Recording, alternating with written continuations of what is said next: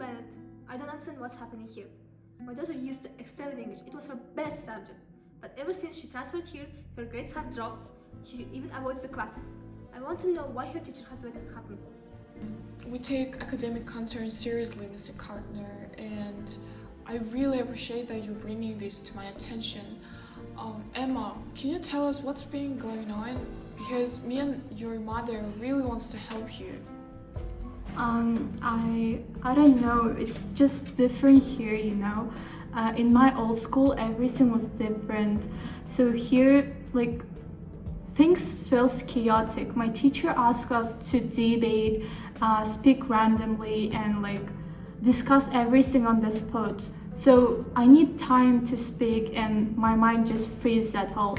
So you know, I was very good and proactive student, and right now I just stopped trying. See? She's struggling. This is affecting her confidence. Miss Reynolds should have noticed it and adjusted. I understand everything, and I will try my best to help you to solve this problem. And I think we need to bring Miss Reynolds in to hear her perspectives.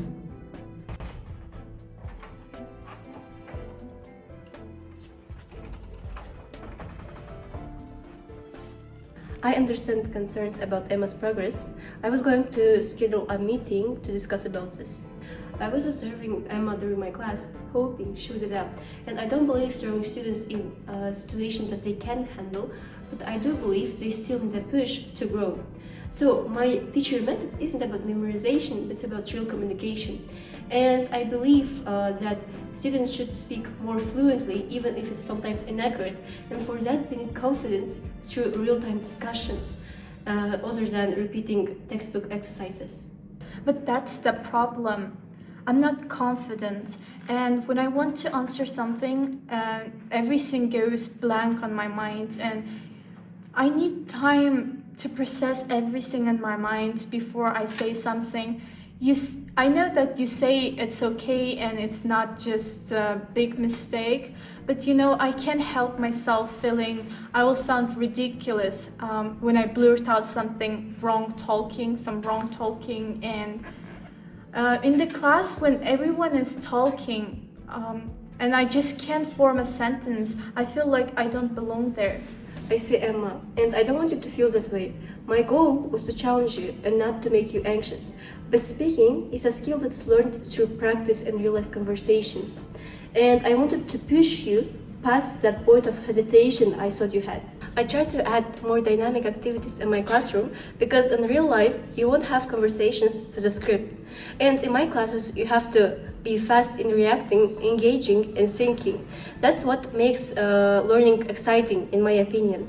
But now I understand that my approach isn't good for all students, and for students like you, I need to ease it more gradually.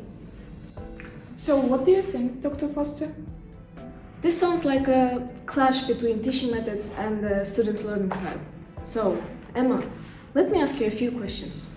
Do you ever feel this way about any other subjects? Yes, every time, and my stomach feels tight. I try to plan answers in advance, but I can never predict what's going to be asked, so it's useless. I just feel stupid sitting here hoping I won't be called on. Emma, do you feel nervous before every English class? Not really. Math and English have clear rules. Even history have correct answers, but in English there is no single right answer.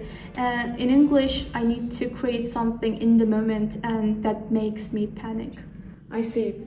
And have you always preferred thinking before speaking, even outside of class? Yeah, I don't like rushing into conversations. I'd rather listen, think before, and then respond when I'm sure I have worthwhile to say. Miss Reynolds, do you notice this pattern in Emma? Have you seen any signs of discomfort before? Now that I think about it, yes, she was always hesitant to raise her hand, and whenever she was called on, she always took longer to answer than the other students. First, I thought that she just needed a push, and now I see that she wasn't just unwilling, she was overwhelmed. Do you often use highly interactive activities? Absolutely, I believe in active learning. And I want my students to think fast and to communicate naturally, like come out of their shells. But now I see that not every student has this nature in them. This is actually a common difference between personalities. Emma, have you even taken an MBTI test? No, but I heard of it. It might help explain what's happening here. From what you're describing, you're more likely to be INTJ person, people who prefer deep thinking, structural learning rather than spontaneous debates, while Miss Reynolds as an ESTP person, she is more of quick decision making, an energetic person, hands-on applications. So actually this is why Emma finds your classes so stressful. It is against her natural way of processing information. Our school values innovative teaching, but we also believe in supporting individual students' needs. Miss Reynolds, would you be open to modifying your methods slightly for different students like Emma? Of course, I want every of my students to succeed, and if it means that my adjustments can help Emma, and not only Emma, but every student like her to succeed, then without compromising my lesson plan, then yes. A balance is a key. Maybe Emma could be given more time to prepare her responses beforehand rather than answering on spot. Structured speaking exercises could help her gain confidence again, gradually.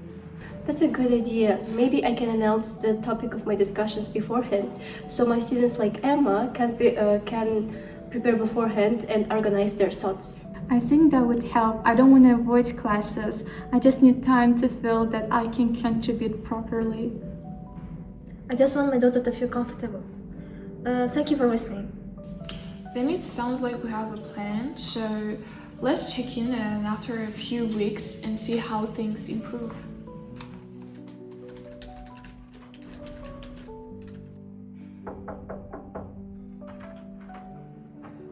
I'm sorry, Mrs. Lane, to interrupt. No, come in. I wanted to ask for some advice. Okay.